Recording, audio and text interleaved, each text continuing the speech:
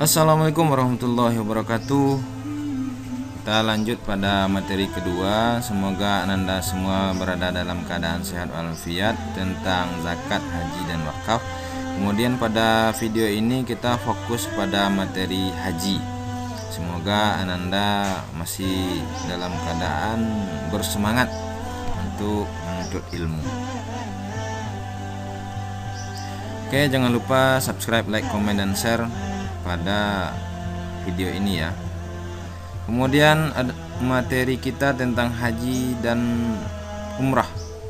Pengertian haji secara bahasa menyengaja atau menuju dan mengunjungi.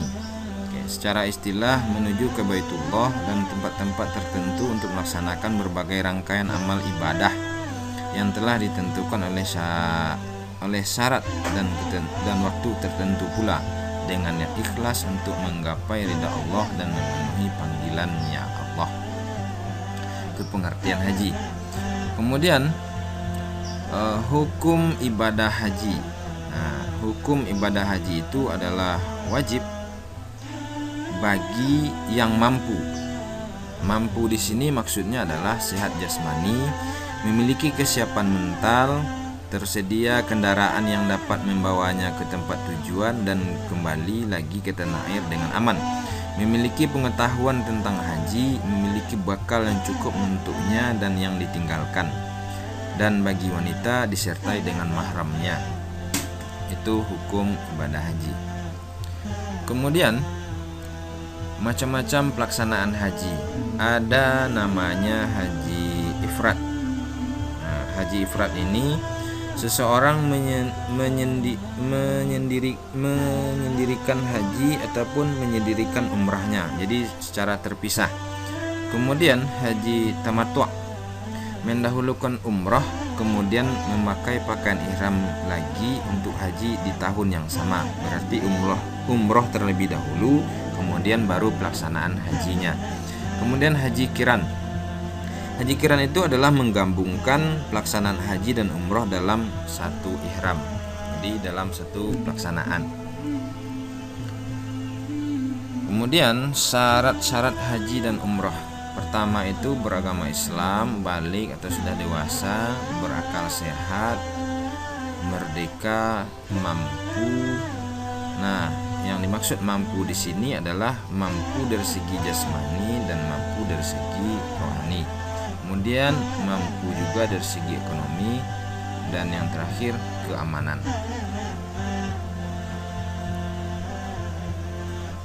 Adapun rukun haji dan umrah, rukunnya ada ihram. Ihram itu adalah melaksanakan ibadah haji dengan mengenakan pakaian ihram. Nah, seperti gambar yang terlihat ini adalah namanya pakaian ihram. Pakaian ihram adalah pakaian dari kain putih yang tak berjahit. Kain itu bagi laki-laki diselendangkan dan disarungkan, adapun bagi wanita kain berjahit menutupi seluruh tubuh kecuali wajah dan telapak tangan. Yang kedua adalah rukun wukuf di Arafah. Ini rukun yang kedua, wukuf di Arafah, yaitu tinggal di padang Arafah mulai tergelincirnya matahari pada tanggal 9 Zulhijjah sampai terbit fajar tanggal 10 Zulhijjah. Yang ketiga rukunnya adalah tawaf. Tawaf itu adalah mengelilingi Ka'bah sebanyak 7 kali putaran yang dimulai dari Hajar Aswad atau batu hitam dan diakhiri pada tempat yang sama pula. Kemudian rukun yang berikutnya adalah berbagai pelaksanaan tawaf. Nah, ini tentang tawaf dulu ya. Tawaf kudum, yaitu tawaf yang dilaksanakan oleh orang-orang yang baru sampai di Masjidil Haram sebagai tanda penghormatan terhadap Baitullah, termasuk sunnah haji. Jadi ketika sampai orang melaksanakan tawaf, namanya itu adalah tawaf kudum. Kemudian tawaf ifadah, tawaf yang termasuk di dalam rukun haji. Kemudian tawaf sunnah. Ada namanya tawaf sunnah. Tawaf yang dilakukan pada setiap kesempatan. Jadi kalau ada waktu kosong ketika pelaksanaan haji, kita melaksanakan tawaf. selama pelaksanaan haji itu dinamakan dengan tawaf sunnah. Ketika ada kesempatan kita tawaf. Kemudian tawaf wada. Nah, tawaf wada ini adalah tawaf yang dilaksanakan pada saat jamaah haji akan meninggalkan kota Makkah. Artinya ketika akan kembali meninggalkan kota Makkah. Maka tawaf ini termasuk dalam wajib haji. Kemudian rukun yang berikutnya adalah sa'i. Nah, sa'i ini adalah berlari-lari kecil dari Bukit Safa sampai ke Bukit Marwah sebanyak 7 kali. Perjalanan dari Bukit Safa ke Bukit Marwah dihitung 1 kali. Berarti dari Safa ke Marwah itu 1 kali. Lari-lari kecil antara 2 pilar. Di luar batas tersebut cukup berjalan biasa saja. Nah, ini dia gambaran foto orang yang sedang melaksanakan sa'i. Itu berlari-lari kecil dari Safa ke Marwah. Kemudian rukun berikutnya adalah tahallul. Tahallul itu seperti gambar yang terlihat, itu mencukur rambut. Mencukur atau menggunting rambut sekurang-kurangnya 3 helai. Seseorang yang telah melaksanakan tahallul berarti ia telah lepas dari hal-hal yang diharamkan dalam haji. Setelah melakukan tahallul diperbolehkan mengganti pakaian ihram dengan pakaian yang biasa atau pakaian yang berjahit. Kemudian yang terakhir rukunnya adalah tertib. Nah, tertib di sini melaksanakan semua amalan haji secara berurutan. Perbedaan antara rukun haji dan umroh adalah pada umroh tidak ada wukuf di Arafah. Kemudian wajib haji dan umroh. Apa saja wajib haji dan umroh? Rangkaian amalan haji yang wajib dikerjakan. Apabila salah satu amalan di dalam wajib hajinya tidak dikerjakan, maka tidak membatalkan ibadah haji, namun harus diganti dengan membayar dam atau denda. Wajib haji. Nah, pertama berihram dari miqat. Maksudnya berniat haji dari batas waktu dan tempat yang telah ditentukan untuk dimulainya ibadah haji. Ini namanya ihram dari miqat. Kemudian yang kedua, berikutnya adalah macam-macam miqat. Ada miqat zamani, ada miqat makani. Miqat zamani ketentuan batas waktu mulai ihram, yaitu dari awal bulan Syawal sampai terbit fajar tanggal 10 Zulhijjah. Kemudian miqat makani tempat dimulainya ihram bagi yang akan mengerjakan haji atau umrah. Kemudian selanjutnya yang tadi bermalam di Musdalifah, yaitu bermalam setelah melakukan wukuf di Arafah. Waktunya setelah terbenam matahari pada tanggal 9 Zulhijjah sampai lewat tengah malam tanggal 10 Zulhijjah. Kemudian wajib haji berikutnya adalah bermalam di Mina, yaitu bermalam pada hari-hari tasyrik, yaitu pada tanggal 1, 11, 12 dan 13 Zulhijjah. Kemudian melempar jumrah. Nah, melempar jumrah itu adalah melempar jumrah ula, wusta dan jumrah aqabah pada hari-hari tasyrik dan hari afdal tanggal 10 Zulhijjah di Mina dengan menggunakan batu kerikil yang dilakukan sebanyak 7 kali. Kemudian tawaf wada. Tawaf wada adalah tawaf dengan berjalan biasa. Tawaf ini merupakan kewajiban terakhir yang dilakukan jemaah haji dari luar kota Makkah ketika hendak meninggalkan Makkah. Kemudian yang selanjutnya adalah wajib umrah. Apa saja yang menjadi wajib umrah? Yang barusan adalah wajib haji, sekarang wajib umrah. Wajib umrah adalah berihram dari miqat, yaitu miqat zamani. Umrah adalah sepanjang tahun, artinya tidak ada waktu tertentu untuk melaksanakan umrah. Dengan kata lain, umrah dapat dilaksanakan kapan saja selama telah memenuhi syarat-syarat yang telah ditentukan. Adapun miqat makani, umrah sama dengan miqat makani haji. Menjauhkan diri dari hal-hal yang diharamkan pada waktu tertentu untuk melaksanakan umrah. Kemudian sunnah haji dan umrah. Apa saja sunnahnya? Rangkaian amalan yang dianjurkan selama melaksanakan ibadah haji dan umrah. Nah, itu namanya sunnah. Apa saja? Pertama, mandi untuk berihram. Yang kedua, membaca talbiyah. Yang ketiga, membaca tawaf kudum, yaitu tawaf sebagai penghormatan kepada Baitullah yang dilakukan ketika tiba di Makkah. Kemudian membaca salawat dan doa. Kemudian memasuki Ka'bah dan Hijr Ismail.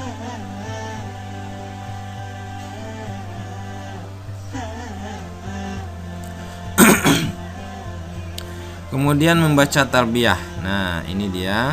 Labbaik Allahumma labbaik, labbaik la syarika lak, labbaik innal hamda wa ni'mata laka wal mulk la syarika lak. Artinya, aku datang untuk memenuhi panggilanmu ya Allah, aku datang memenuhi panggilanmu dan tidak ada sekutu bagimu. Sungguhnya pujian, karunia dan kerajaan itu adalah milikmu, tidak ada sekutu bagimu. Ini berdasarkan dari hadis Bukhari dan Muslim. Kemudian larangan dalam haji dan umrah. Larangannya pertama, mengenakan pakaian yang dijahit dan memakai tutup kepala bagi jemaah laki-laki. Jadi selama kita haji dan umrah tidak boleh menggunakan pakaian berjahit atau menutup kepala. Kemudian mengenakan tutup wajah dan sarung tangan bagi jemaah wanita. Tidak dibenarkan menutup wajah dan tidak dibenarkan pakai sarung tangan. Kemudian menggunakan wangi-wangian juga tidak dibenarkan selama haji dan umrah.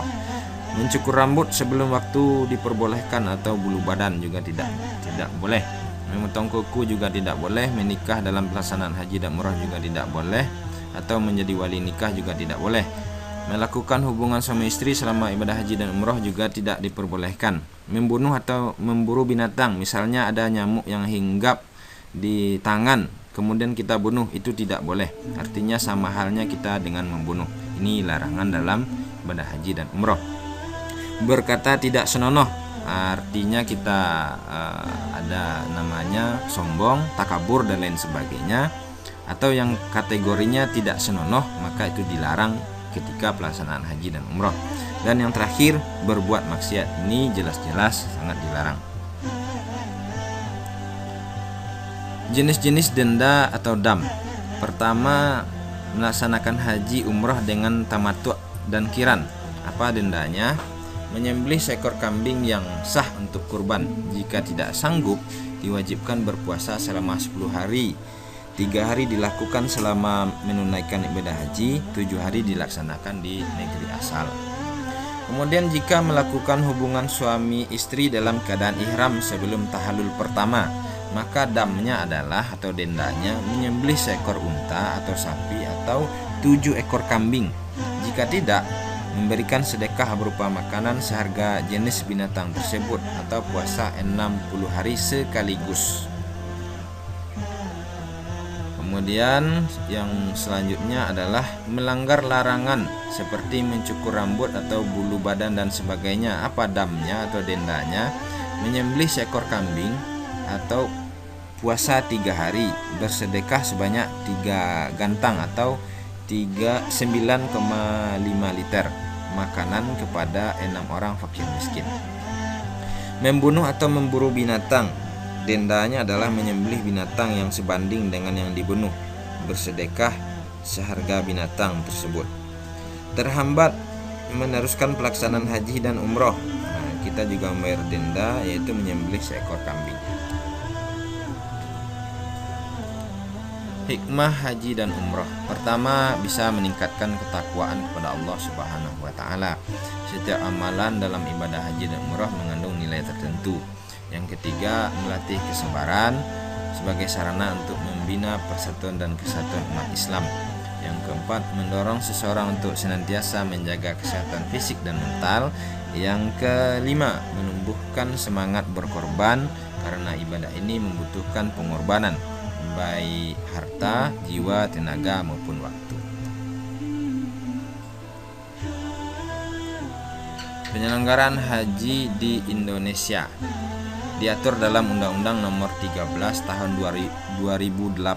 Isinya ada 9. Pertama, tentang biaya penyelenggaraan ibadah haji, cara pendaftaran, pembinaan, kesehatan, keimigrasian, akomodasi, penyelenggaraan haji khusus, penyelenggaraan umroh dan ketentuannya. Kemudian contoh pengelolaan ibadah haji. Kemudian kita lanjut tugas yang berhubungan dengan ibadah haji. Jelaskan tata cara pelaksanaan ibadah haji dan umroh dari mulai berangkat dari tanah air sampai kembali ke tanah air. Ini tugasnya. Ananda buat di buku yang sudah disediakan. Kemudian lanjut pada materi terakhir, yaitu tentang wakaf. Pengertian wakaf. Ya, pengertian wakaf secara bahasa adalah menahan. Nah, secara istilah menahan harta milik pribadi yang diserahkan kepada pihak lain untuk kepentingan umum dengan tujuan agar mendapat ridha Allah Subhanahu wa taala. Ini pengertian wakaf secara bahasa dan istilah. Kemudian yang berikutnya adalah rukun wakaf.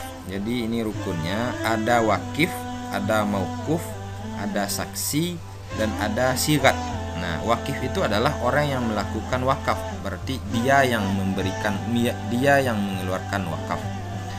Harus dengan kehendak sendiri, tidak ada paksaan dari pihak manapun.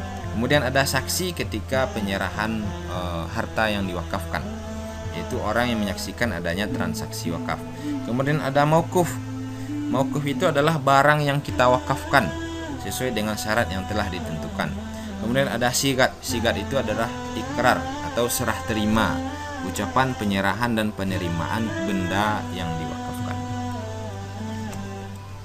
Selanjutnya adalah harta yang diwakafkan. Apa saja?